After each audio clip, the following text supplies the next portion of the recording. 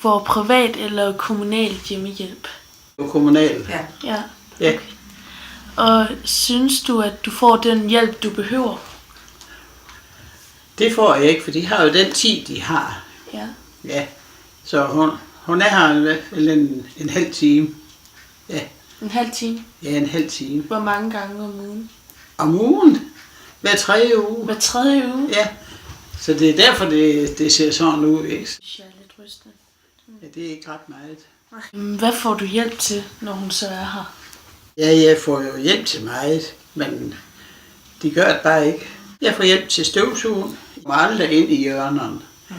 Og hun, selv hende her, der kommer nu, så siger hun, ja, jeg er jo nok den eneste, der kommer ind i hjørnerne. Nå, det synes jeg ikke, jeg kan se, sagde jeg så. Men støvsugning og tørre gulv og om toilet. Her kan man se, hvordan der ikke er blevet støvsuget ordentligt i stuen. Her kan man se ude i bryggersædet, hvor der er skimmelsvamp.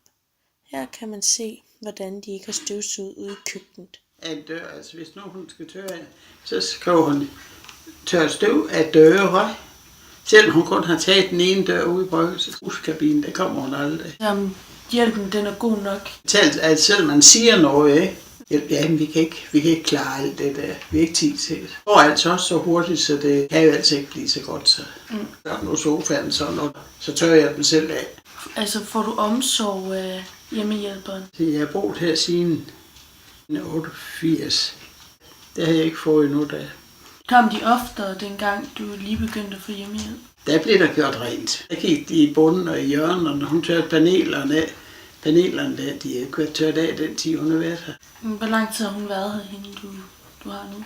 Hun har måske været her 4 gange, så har det jo kun været 3 uger. Og det kan man nok godt se. Hvis du selv kunne bestemme, hvor ofte ville du så gerne have Ja, gjort rent? altså rent en gang om ugen, færdig. Så